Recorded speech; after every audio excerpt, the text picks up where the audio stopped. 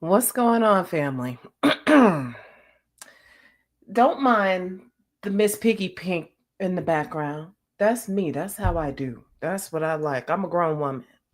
I like my stuff. For those of y'all who follow the zodiac, I don't. I'm just saying I'm a Taurus, Taurus sun, Taurus moon, Jupiter rising. Um, I don't follow the sun, but I know that I'm a creature of comfort. I like my luxury. My luxury means when Betsy Johnson satin sheets are on sale for $20, you buy them. Also, when you buy the fluffy stuff, because sometimes you just want to touch something soft and fluffy and just melt into it. I don't know if that's for me having all these hot flash dreams and waking up in a cold, hot sweat in the middle of the night, imagining I was sleeping on a cloud or whatever. But anyway, it's your girl Erica Switzer. Episode 9, episode 8 if you're comedy bestie. I believe I am episode 8. We have a double header tonight.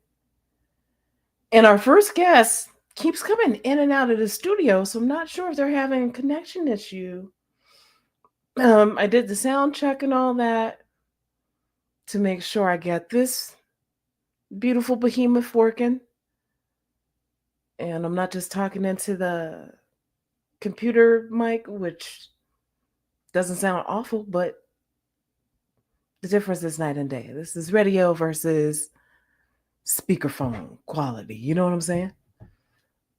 So, nevertheless, I am waiting on my guest for this episode, Izzy Salhani, to come on in. And like I said, Izzy checked into the studio, but seemed to be having a little bit of connection issues. So, they just moved to New York from Chicago, and I was looking forward to having them on to talk about that and the transition, and hopefully the transition of going from one big city to the other, especially with immersing themselves in the comedy scene in both cities. Um, but hopefully we can get our connectivity issue together and we can go ahead and go through with our chat tonight. Later at 7 o'clock Central tonight, I have Corey Got Jokes. Shakori Young, Corey the Voice, pulling up. A bright young comedian from Gary, Indiana. Spent a lot of time out in LA doing his thing. And came back home out this way and has an awesome run of summer shows in the South Suburbs called the Secret Backyard Comedy Jam. And I'll be able to tell you a little bit more about that when I get a chance to speak with Corey Got Jokes at 7 o'clock. Please stay tuned for that. Whether Izzy is on or not, your girl's going to sit here and talk that talk. A little bit of an update about me. I didn't really have anything planned last week, but I wound up hopping up on the mic because you know how a girl do. Got a chance to do a quick guest spot at my home show, my home quote unquote club, Still Not Friday, out at Two Brothers Roundhouse in Aurora on a very eclectic lineup, including Aaron Leroy with his dry, dark humor, Ariel Julie with her very feminist, upfront in your face type humor. Alex Orozco, just, your old school setup and punch artist, your old school one liner king. And we closed off with Josh Truboff, a very funny young man from out this way in the west suburbs. Hosted by my homegirl, KB Marion. KB did an awesome job keeping up the flow. And we had another team guest spot with the good homie, TJ Remick. TJ was trying out some new stuff. It's always fun to hear TJ on the mic. And was, excited to go to Surge Billiards the next night, Friday night, to go hang out with the Deep End homies. They had another kickback, and my good homie Just Jeff was the headliner. Unfortunately, somebody dropped out, and they put the mic in your girl's hand, and I went up before Jeff, and we went ahead and slapped the thing around. But that was an awesome show from front to back, y'all. My guys at Deep End are really doing their thing. Yay! I can see Izzy. So hold on, let me put Izzy on the stage. Yeah, Yo, we got connection. we got it. I'm sorry about that. I was like trying to run up to my apartment to be like, what's the issue? The issue was Facebook Messenger. That was the issue. Like being logged in on both things. Cause it had put me on Facebook. It opened through Facebook Messenger, so the browser was using Facebook Messenger instead of an external browser. I got you. That makes sense. That's why I Because I'm was on my like, phone. I, that's why I was like, I can see you, but I can't hear nothing. So I figured Yeah. something was a little weird, but that's fine. Good. How you doing? I'm great. How are you? Good, good. No, I was just I was just saying I know you have just moved to New York and I was very much looking forward to talking about it cuz you jumped in feet first. You were not playing. Yeah. You said I know what I'm doing out here. I'm here with purpose. So before we even get to all that, can you and I know how I know you, but can you Hmm. give me like the viewers a quick little rundown of kind of who you are? Oh yeah, I've been doing that all week. In a brand new acting class, just reintroducing myself to everybody. Nice. I'm Izzy Salhani. I'm a stand-up comedian. I'm God, 10 years in now, I guess, and I have been in all the big scenes: Los Angeles, Chicago, and now New York. So far, how So you far, how yeah. you feeling? I was just in DC, not this weekend, but the weekend before for a Pride festival, and I'm from that area, so sometimes I go down and do comedy there. No. And it was so strange to be back in DC on my birthday because I never in a million years would have been like, yeah, I want to celebrate my 35th birthday in the DC metro area. But, time does strange things to people. Mm-hmm. Did you get your start in DC? No, I got my start in Los Angeles. Oh, okay. I Okay. moved to Los Angeles with $400, a backpack, and a suitcase. And not even like the faintest idea that I was going to do comedy. Like I'd always wanted to do comedy. I just didn't think I had the guts to do it. I knew I had stage fright, but I was in film school and I didn't like it because I knew I wanted to be in front of the camera instead of behind it. Mhm. Um, and I had a friend that I was caretaking for that had muscular dystrophy, and eventually I just got burned out because I was like caretaking for him all day, and then going to school, and then having to do homework on top of working in a restaurant. And one day I quit my job and I went to an open mic. And after that, it just stuck Mhm. because at that point, my roommate, who was a stand up comedian, his name is Chance Royce. He's based out of Austin now, which is where he was originally from. Just started taking me with him. And I got to watch everybody because you're in LA.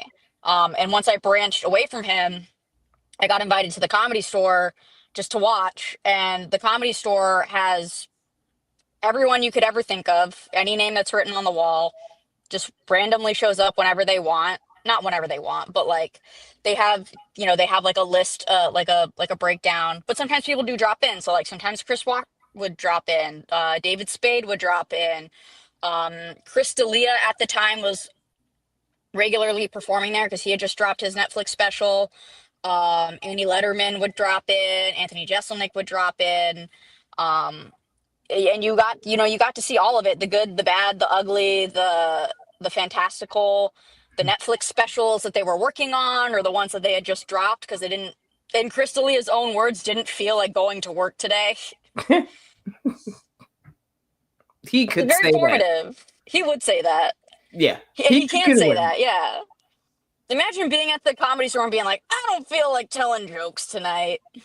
Imagine being so trustful and babyish to be able to hold the mic and say that.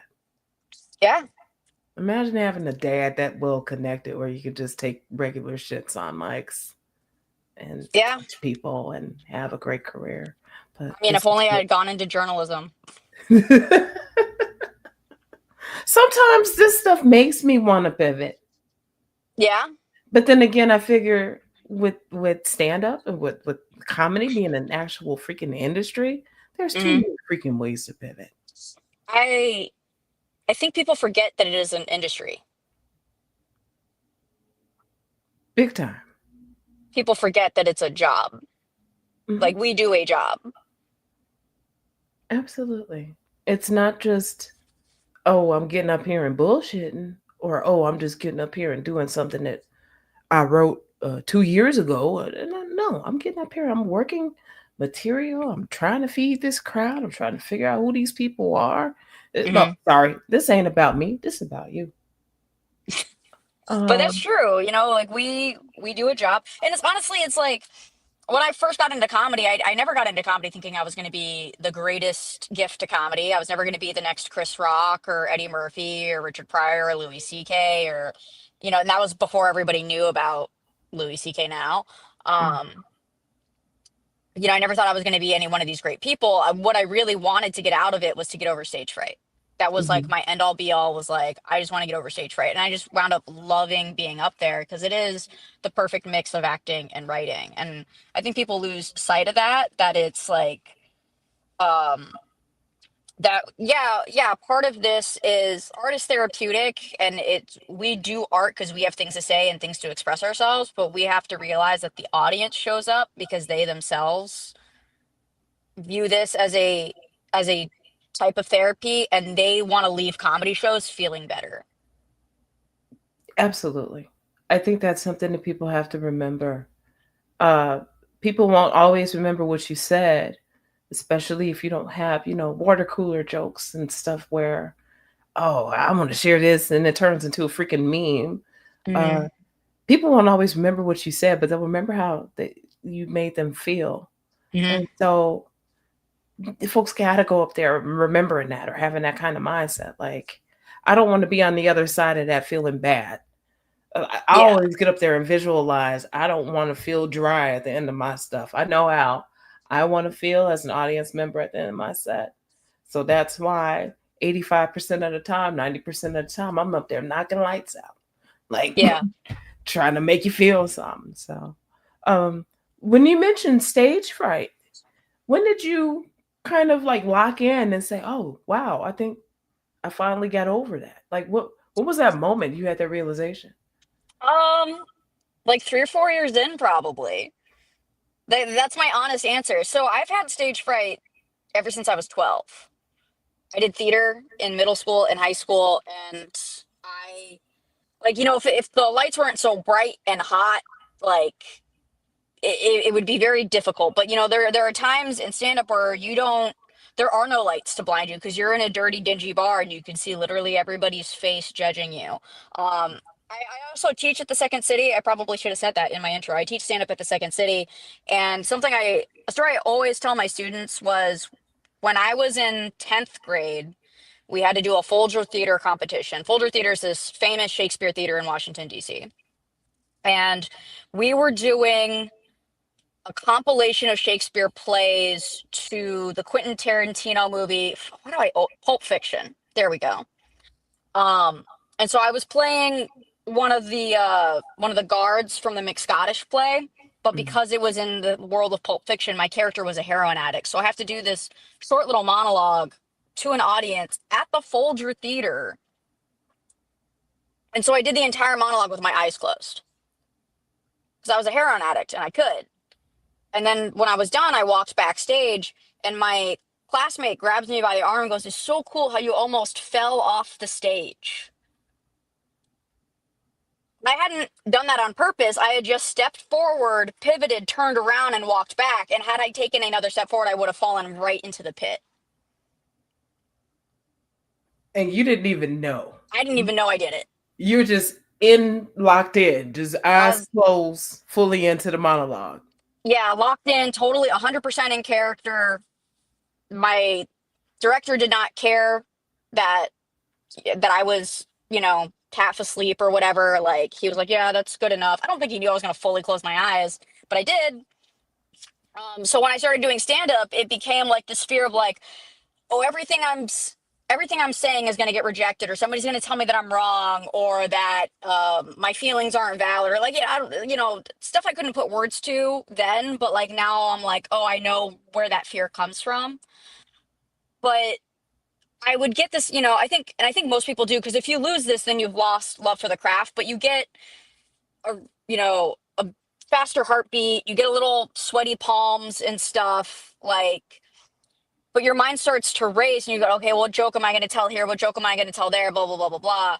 And about 3 4 years in, when I stopped having to obsess over my set list before I went on stage, before I just went, okay, I know where I'm going to start and I know where I'm going to stop, and everything else in between I can figure out as long as I'm up there and slow down and take my time.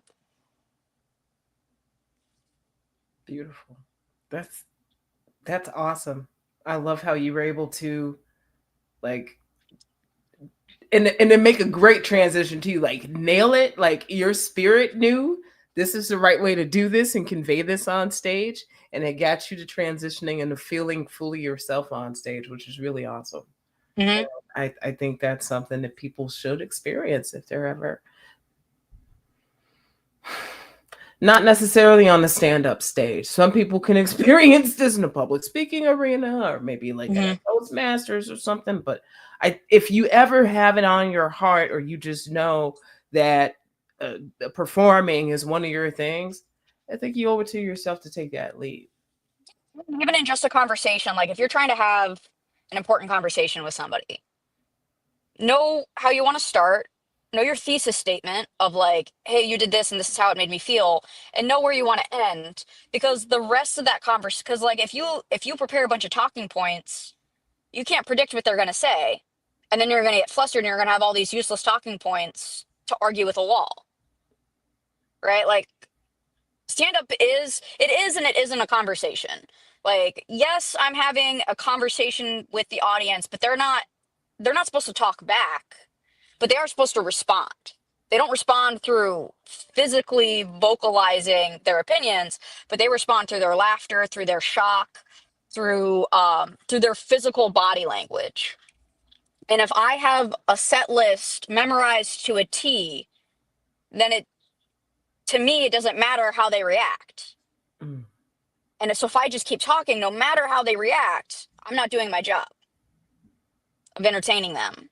I just went up there to hear myself talk. mm. Good way of putting it. Very good way of putting it. Um, have you had any bad interactions with hecklers at all? Yes, I actually walked off stage at the Laugh Factory in Chicago because of a heckler. Yeah, so, every time, I don't know how many, this is your eighth show. I don't know how many of your guests have been regulars at the Laugh Factory. I'm past there, but I'm not a regular there. Um, And so that was a bit of like a thorn in my side of like every time I book a show here, it's never sold out. And like, and it's like a 300-seat theater. Like we've seen it sold out. Right. So there was like, I was a little salty about that because I was booked to do what is normally a very successful show. I got there. The producers did not give a shit that day. They were pissed that there was maybe 10 people in the audience, which is like now they have after that set a standard of we sell less than 12, we cancel the show. Mm-hmm. Um, but like everything about that night was off. The audience didn't turn Mm-hmm. out. The producers weren't showing up. The audience that did show up, and this is actually really embarrassing because I invited a girl from Tinder. But the audience that did show up, besides this girl from Tinder and her friend, didn't want to be there. I The host goes up, does a bullshit set, can't get the audience on her side, is like, fuck this, bye.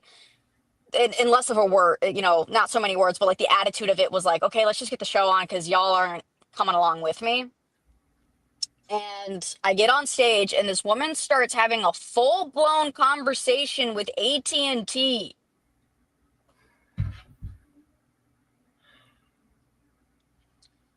And in the Laugh Factory, there's the front of that theater is like this giant pit. So she's not even in the front row having a conversation where like I can see her face and roast her. She's in the back of the pit in the shadows.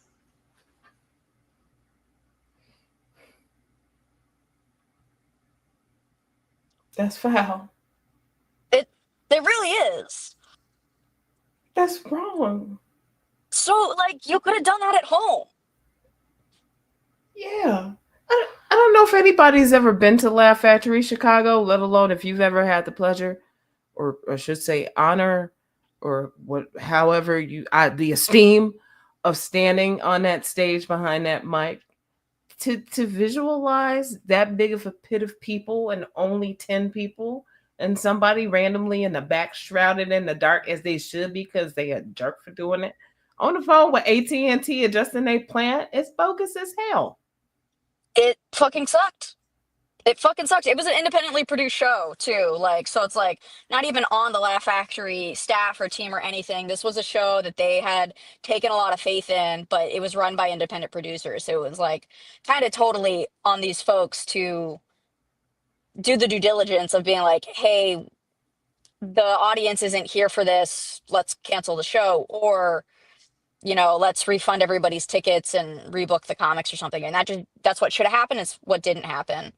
And I tore into this, like I immediately stopped my jokes, and and I've never done this before, and I've never done it since, because I didn't get rebooked at the Laugh Factory for a while, and it probably had a lot to do with this, but I tore into her, and I was like, look, lady, I don't know what you need from AT&T, that you have to handle it at midnight at a comedy show, but whatever it is, I hope you realize that you're just ruined the night of the 8 other people in this audience and the 8 comics on this lineup, because I was wearing like a hot pink blazer. I was like, lady, look at my blazer. I dressed up for this, ma'am. I had jokes written, I had material, and you ruined it with your fucking conversation. And then I walked off stage. Hey, by then, everybody had had enough. I had had enough. And then I didn't even get 2 minutes into what was probably an 8-minute set. Oh, that's terrible. I'm sorry Yeah. you had that whole situation happen to you, but when it comes to weird heckler situations, that's got to be one of the top 5 that I've heard. Really? Yeah, and I've heard a lot of interesting heckler situations only because of where it was, when it was, and how damn disrespectful it is. Oh, I had a pretty respectful one once. I mean, if you can call heckling respectful. Okay, so I was in Pennsylvania, like middle of nowhere. I probably like Harrisburg, Pennsylvania, I think it was. And this was after my mom had died back in 2016. So I was doing a bunch of material about like death and the afterlife and this and that. And I was doing this bit about if Jesus had a voicemail. So I asked the audience this rhetorical question of, do you think Jesus has a voicemail?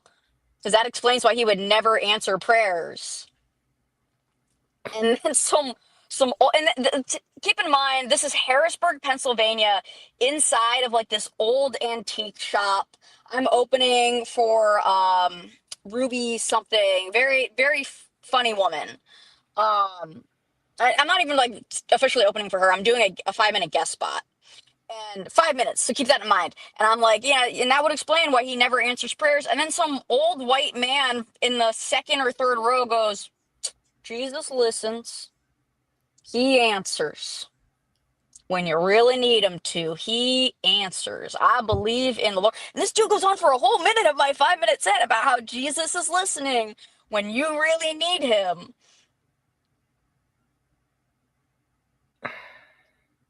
And I was like, and I was like watching the clock too, and everybody in the audience is like totally in agreement because it's Harrisburg, Pennsylvania, and the only choice is like being Christian or being Amish. Great. Right. That's why I'm And like, this is a hallmark moment in the middle of your set. yeah, and then I like once the minute mark passes, I'm like, okay, sir, I'm gonna have to let you wrap up here, but I've been Izzy Salhani. Well, he did your time for you. So He, praise the Lord. yeah, I think that's a very cool heckle story. And it ended the way I loved. I love how you took it back. That's about right for Harrisburg, Pennsylvania. I figured the Lord screening calls because we ain't yeah. on nothing. He made us. He know what we want. Oh my God, after that set, I walked out, right? So I'm Lebanese American. My dad's Lebanese, my mom is American. After that set, I walked out, and it's like pitch black outside, beautiful stars. I go out to like look at the sky, and there's this like 6 foot tall teenage boy having an anxiety attack, and he's like freaking out. He's like, oh my God, I don't know what I'm gonna do. And I'm like, dude, what's wrong? And he's like, I just got a girl pregnant. You have no idea what my Arab dad is gonna do. I was like, I have a few ideas.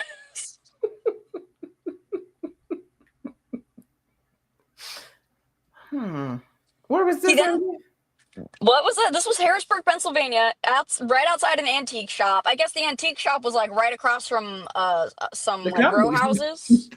Yeah, so like I guess he had like wandered over into the parking lot of the antique shop to have this panic attack. He then goes on to tell me the story. These two have never had sex.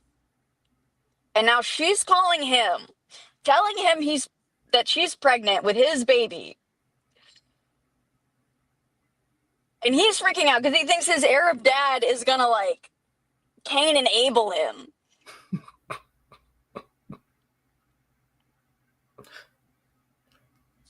How does if he ain't pulled it out? How is she?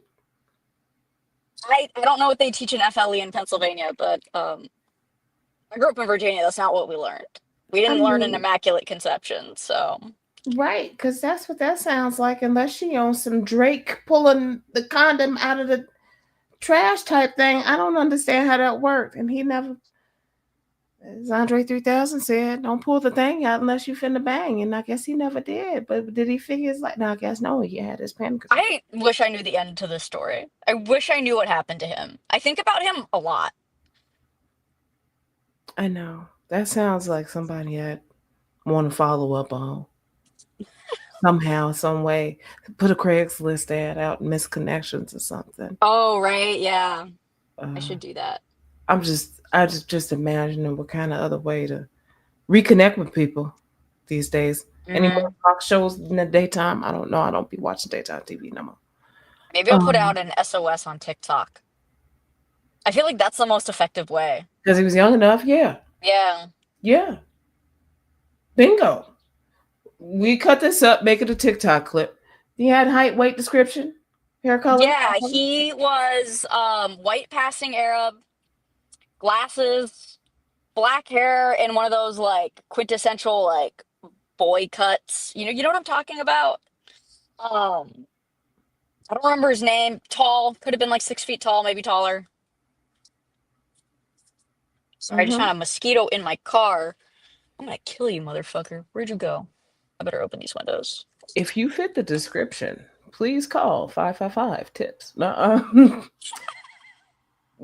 Hey, if you fit Izzy's description, please DM one of us or something and reconnect. We want to follow up. We want to know We do. We do. if the baby came to life or what happened. We want to follow up. Whose baby was it?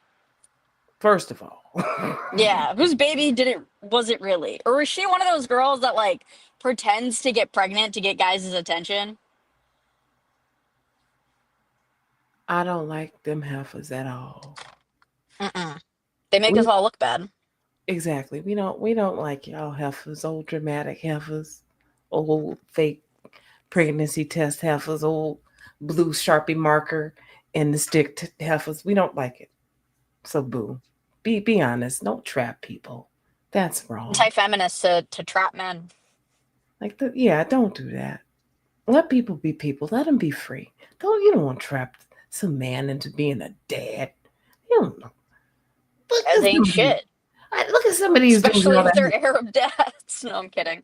Happy Father's Day, everyone. That's why any of y'all hoes out here trying to do that stuff ain't got scruples enough to really examine who these dudes are that you trying to entrap. Stop it. You look foolish.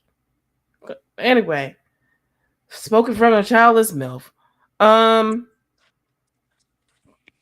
I mean, so I know you've performed in quite a few states. You've Mm. done East Coast. Do you feel like you've done East Coast more than West Coast? Or Probably because I only did California when it came to West Coast. So I haven't been to Washington or Oregon. Um, I I think I've done almost 20 states now. Well, no, I think I've done close to 18 states now. nice. Um,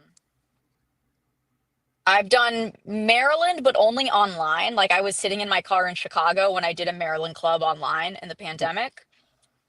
But in person, I have done the sorry, dude, this mosquito just won't go away.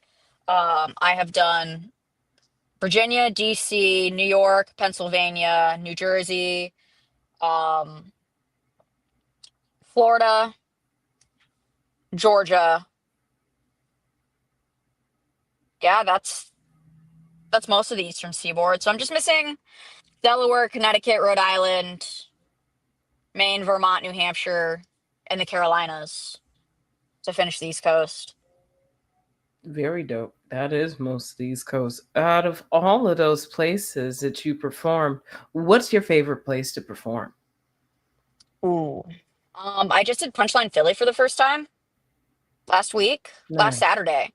Uh, I really enjoyed that. I also just did the Beer Baron for the first time. That was really, really cool. That's actually a funny story. I'll tell you when I decide what my favorite place was. Um, I did Jam and Java twice. I would have to say I would have to say Punchline, even though it's so new and so fresh.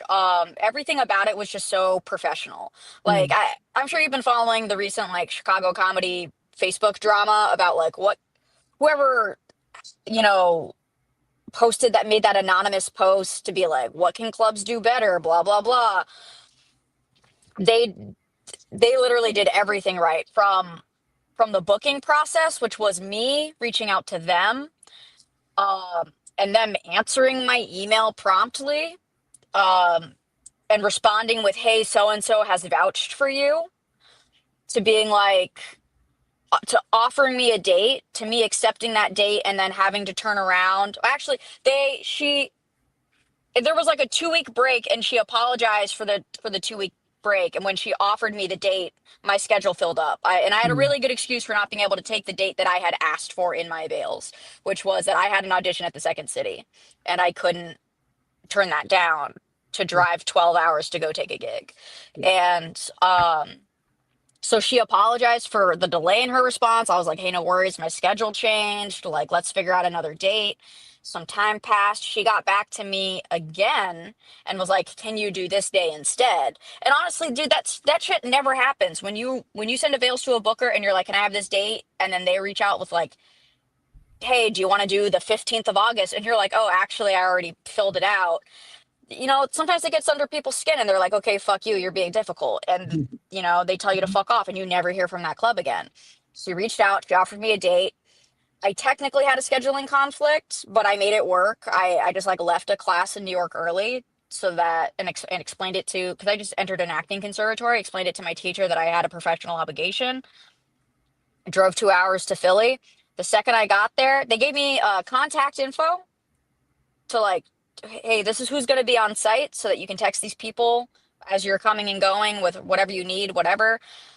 Couple days before the show, they sent out email being like, this is when you're going to go up, like the exact time of my spot. Because I told them, I'm like, hey, I'm commuting from Brooklyn. Yeah. And I just want to make sure that you all know that so that I'm not biting the bullet and delaying the show if I'm late. And so they accommodated me in the lineup. They sent me the exact time I was going to be on stage.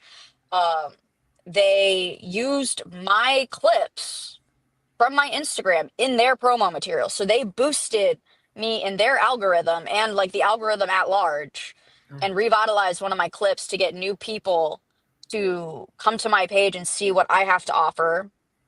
They used me as advertisement for their club. Like that's such an honor. And then when I showed up, the person I had been texting with showed up with a W-9 for me to fill out. 15 minutes later, she came back with a check before I had even hit the stage.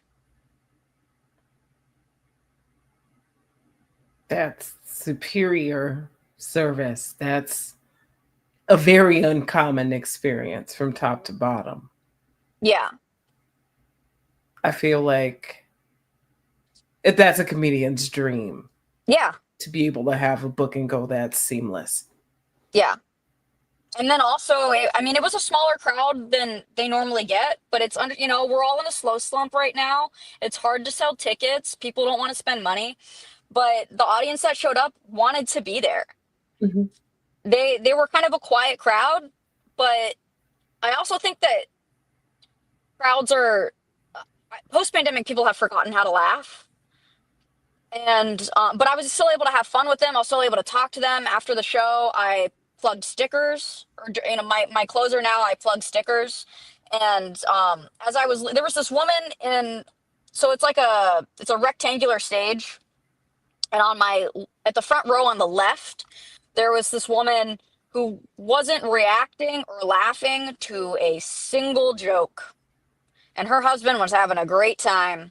And after the show, she came up to me and she goes, "I'd like to buy a sticker, please." And she bought two stickers. They're $3 each. She goes, "Just check to make sure you got it before I go." And I opened my Cash App and it's $20. And she was like, "Thank you. We had a great time." Nice. Very nice. That's great. And hey, Hmm. I sometimes when I see a sourpuss in the show, I do everything I can to try to crack that sourpuss. I Yeah. there's something in me. I don't know if it's that little competitive drive or just that, oh, I'm gonna show you something type of in me where it's Hmm. like if everybody around is and that one person's just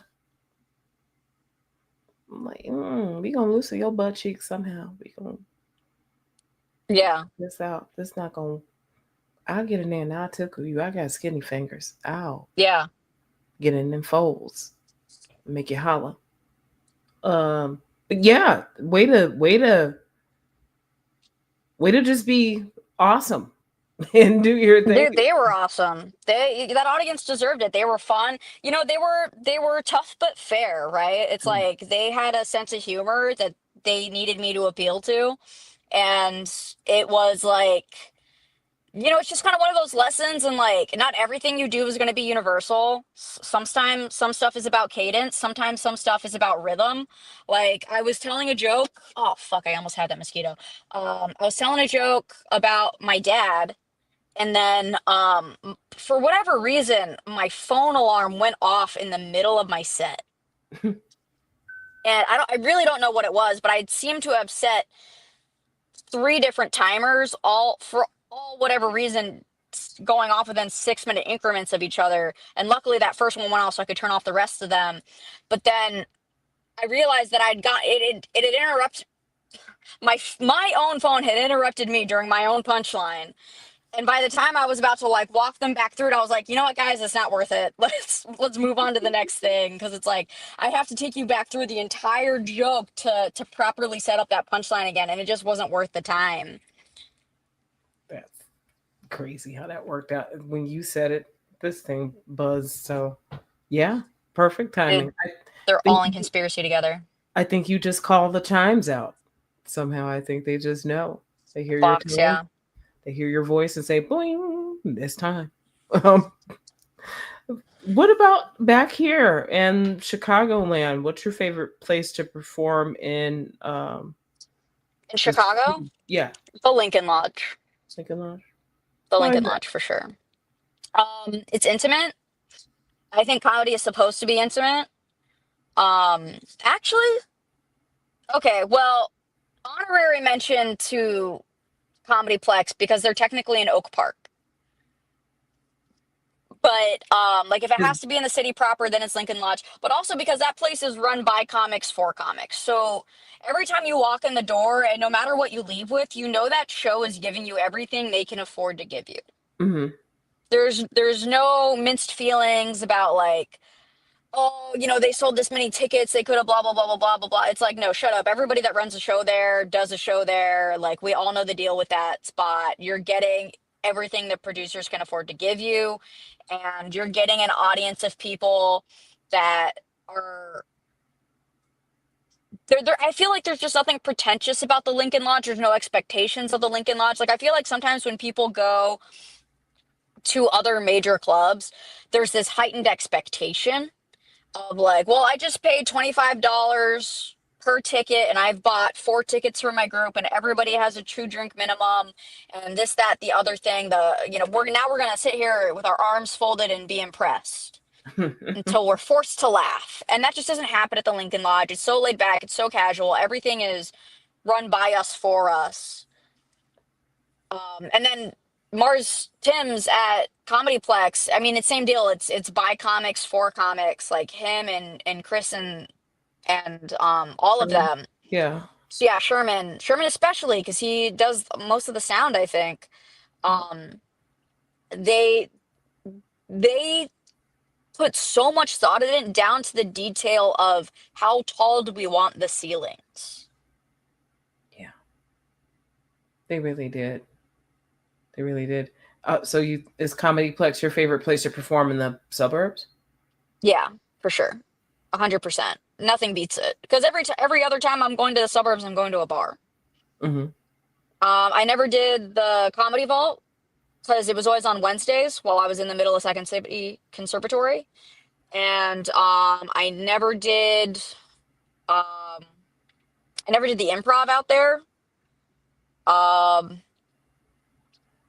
what's the other big suburban one that's like a club? CG's? I did CG's once. Um, dang.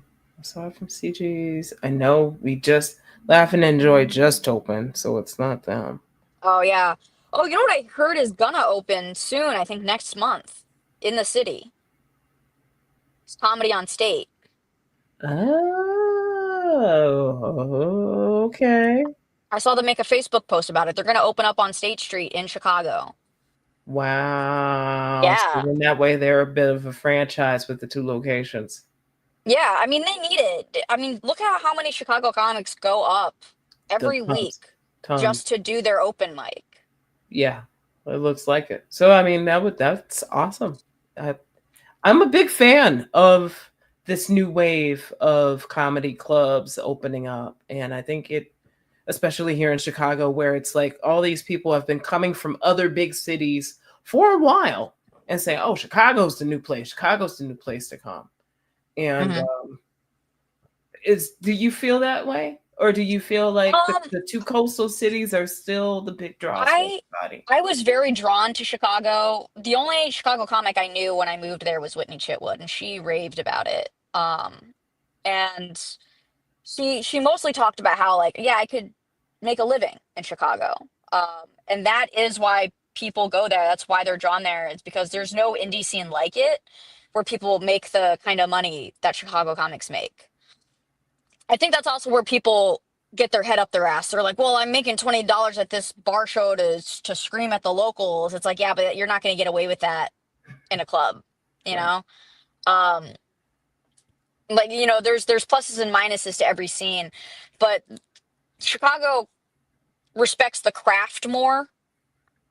It's much more likely that you're going to be taken advantage of in the coasts because when I my first 3 4 years in comedy, I was lucky to get $20, and that $20 went straight to gas, or rather my roommate's gas because she had the car. Um, like in Chicago, I made 5K between stand up and improv last year, and that's not enough to put food on the table, but that's a lot in terms of like non-headliner income. If I'm making $2,500 from just doing just like guest spots and feature spots, and then the other 25 out of improv, like that's almost other unheard of. Hmm. Yeah, people have to be realistic about numbers and things like that. I'm sure, like even celebrities like Ti who dipped their toes and stand up said, "Oh, it's way too much work for this little money." Hmm. Uh, but like you said, if somebody's really about it and somebody's applying the craft, there's so many stages here Hmm. that if you really want it, you can get it and you can make it happen for yourself out here. Otherwise, Yeah. I don't know what to tell But you got folks. to be a self-starter in Chicago. Nobody's going to hand you anything. You have to be running shit for people to respect you. Otherwise, you're getting scraps. Exactly. I just saw, and I just griped to a couple of people about it, about a veteran comic flapping their gums virtually on Facebook about not being a South Sider, not being able to get booked on the North Side, and this, that, and the other thing. And I'm sitting here like, all these complaints, all these things you're talking about, open mic clicks and people only booking their friends and stuff, and this is stuff that you should have overcame a long time ago.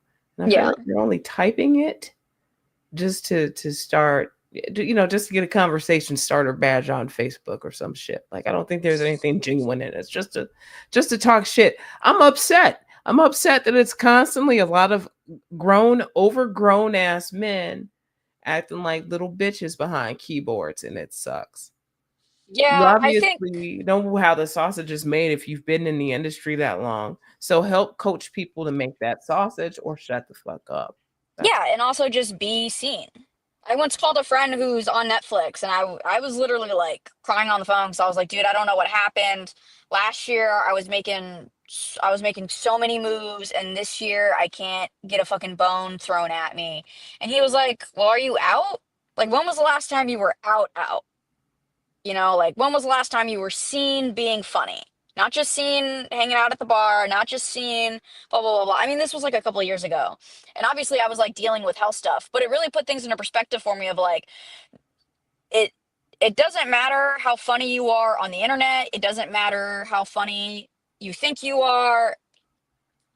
You have to put in the FaceTime because something clicked and that's when I realized the reason I got booked so much in Los Angeles was because I was out all the fucking time. Mhm. People saw me multiple times a day, making multiple different audiences laugh with the same jokes. And so people knew I was ready, people knew I was versatile.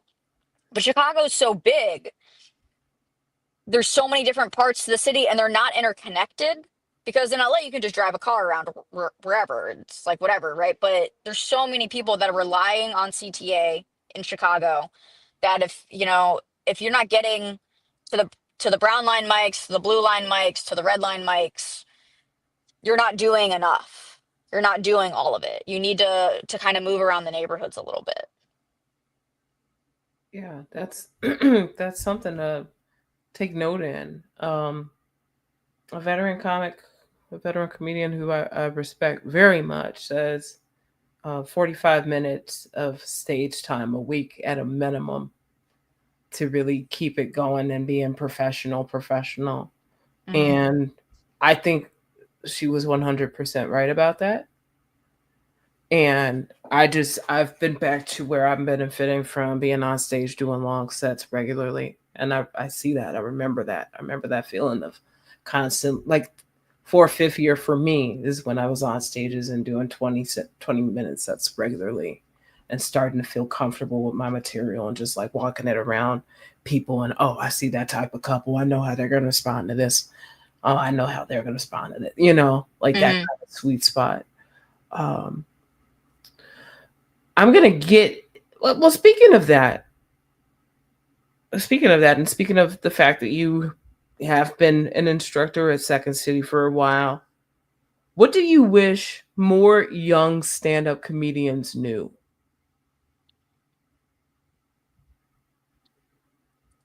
Um, 1 to 2 years in the game. how to hold a microphone. She knew that's literally what I spend like half my class on every day. I'm like, okay, here's how you guys hold a microphone. Every time I see somebody do it, like it doesn't need to be up on your chin.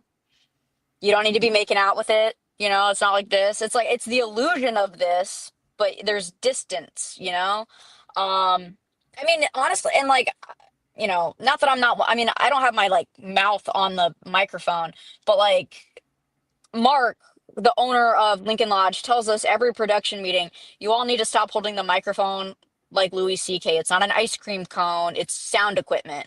Because there is this like attitude of like, but the thing is because I work with sound equipment, I know exactly how to hold that microphone in that style without touching any of the things that newer comics and less experienced comics are going to do, like unplug the XLR.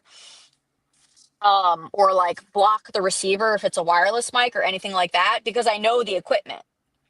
So yeah, I mean, I guess I wish younger comics knew like how to take care of the equipment because you see it a lot, right? People thinking that they're Dave Chappelle, slapping it on their knee, dropping the mic, licking the microphone, doing weird shit with it. Like, why are you doing that? You're not the only person that has to touch that tonight.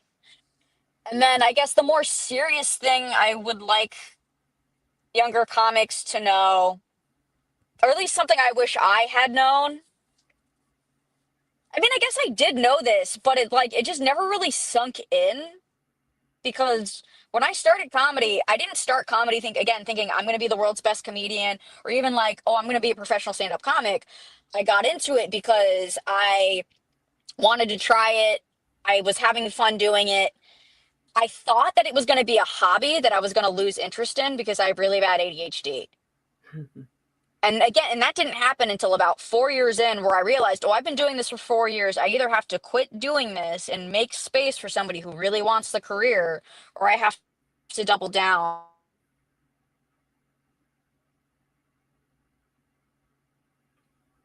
This was not where I was hoping for the stream to freeze. Just when Izzy was saying about doubling down on stuff. And because your girl is paranoid,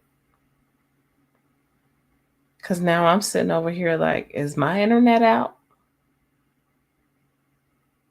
Um, uh, Lost you there. It froze. I don't know if y'all know what's going on in the world, but a heifer really be like worried about life.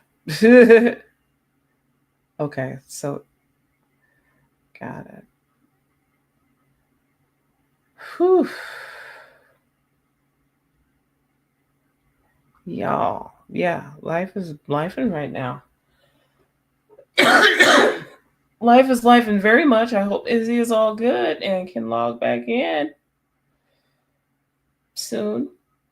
We were just hitting the 52-minute mark and stuff was getting real good. And I was getting toward my usual host feature headliner question and who their comedy bestie is. So hopefully Izzy can log back in or just message them. And we'll see. In the meanwhile, we're talking about the Lincoln Lodge a lot. The Lincoln Lodge is one of Izzy's favorite places to perform, as they said. Lincoln Lodge is one of my favorite places to perform. And that being said, I got a great show tomorrow night while the world is ending. No, nobody said that. It's the apocalypse edition of the Pop Out. Listen, the past couple of pop outs, I've been questioning myself. I've been on stage what was it? May 10th pop out. It's a Saturday again. They blessed us with a Saturday. I was on stage in Hobart, Indiana, to 250 people, and our pop out was a pop under. What about 7 or 8 people? And the good homie Dave Bradley had got on stage and was like, "We could have did this whole Zoom," and I was like, "Yeah, Dave was right, but damn it, I wish some more could have been done." We have an amazing show tomorrow night. Izzy, for some reason, this thing looks frozen again. We have an amazing show for you tomorrow night at the Lincoln Lodge. Me? Forget me. Let's talk about new producer, new co-producer, young up and comer, rising star in the Chicago scene. Number one in my heart, Zoe Dodson. So y'all, I had the great Luis Arevalo on here last week or the week before. And Luis was on my show Friday. I forgot to mention before Izzy got stuff together. Luis cut up so bad. I was sitting here like, how in the world y'all got him going like first, a second on this lineup? Lineup was crazy. Me and Jeff went at the end. Luis went up front. Luis got about 5 applause breaks. So when I told y'all that he was one of the most exciting young comics under 30 that I know, and one of my top 5 under 30 that I know, that's why. That boy is cold. He know the game. He know what's up. He's a misdirection master. and he's got substance. He can do the goofy jokes, but he has substance. He makes you think. Um, but yeah, tomorrow night, same thing. I have one of my favorite working comedians in the industry right now on my show. I don't know how I got blessed, but you've seen them on Wild and Out. You've seen them on 85 South. They've been a guest host on Quake's House on Sirius XM. They tear up chocolate sundaes on the regular. You've seen them on Laugh Mobs, Laugh Tracks.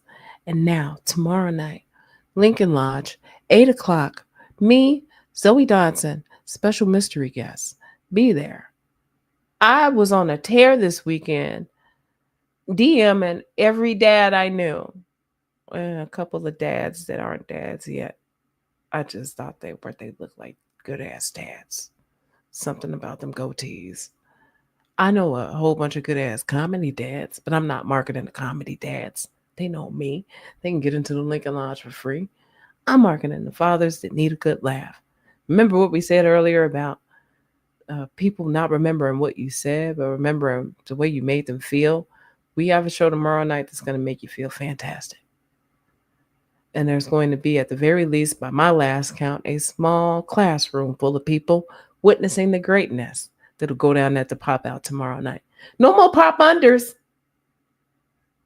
And I've been a pop tart about mine. I'm destined to make sure I grow a beautiful show that people will talk about for days and want to come to. And that's what I've been doing my best to build up. So again, new co-producer Zoe Dodson, me, special mystery guest. Tomorrow night's pop out, 8 o'clock, Lincoln Lodge. Be there. On any of my social media, you can find that beautiful beast, three-headed comedy beast pop out flyer. Scan the QR code, it'll take you to tickets. Or go to bit.ly bit.ly / the pop out shy, something like that. It's all my stuff. All right, so when I was planning that show with the new headliner, everything was great. It was a sunny day. It was about 73 degrees outside. Stuff looked amazing. And then a few days later, certain countries decided they wanted to bomb the heck out of each other. So now we stand at a precipice of a very crazy time in human history. And here we are. Yo, sorry about that. Hey, no problem. Internet problems. I just went back to my apartment, so hopefully it's better now. Yeah. What was I saying? I was in the middle of things I wish I had known. Yes. Okay. So I guess I wish I had known when I'd started comedy that I was going to stick with comedy. Because what's something young comics should know is they should have a very realistic career path, right? And it's different for everybody, right? But have a goal of like, by this year, I want to have this much material. By this year, I want to be doing this. By this year, like by year 1, I want to have 15 minutes of material. By year 3, I want to be featuring for, give yourself a list of like 10 comics and be generous with it. By year 10, I would like to have a Netflix special.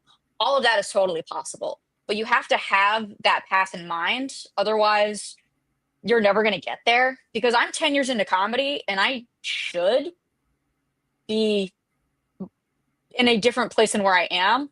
But the reason I'm not is 100% my fault, because when I got into comedy, I was fucking around for 4 years. And I was being funny. I was making great connections, but I didn't know what I was doing and I didn't have a plan. Yeah. And I see people that are 3-4 years in, they have a plan, and the next thing that they're doing is booking Netflix or booking Hulu or opening for, you name that person, because they knew going in, I want to be a comedian.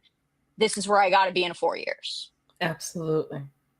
Absolutely. It definitely does help you having a plan in mind, especially as a grown up. That too. If you're sitting at home thinking, oh, I love that person in their comedy, I can see myself working with them or what have you. You can do it. Trust me. I'm somebody who grew up loving stand up. to the point where I'd be as a little girl watching Byron Allen, just talking to comics before they go up and loving it while I was in the laundromat. Um, I do want to go ahead and try to move along because I do have somebody else I need to talk to right after this, but I want to move to host feature headliner. Hell yeah. And let's see. I hope that I like to think that I know most of the comedians that I've talked to so far well enough where I can come up with a good host feature headliner list. So give me just one moment. Your host feature headliner. And I did want to double check. Are you a Louis C.K. fan by any chance or no? Ooh, that's funny. I started because of an interview that he did. Like one of the things that inspired me to start was an interview that he gave. I can't call myself a fan anymore. Okay. The Me Too movement like really changed that for me. His response to those allegations really changed that for me. Um, so yeah, I don't know. I don't think I could. It's one of those things where I have trouble separating the art from the artist right Mm, now, and I don't. I hope that one day that could change, but I don't see it changing anytime soon.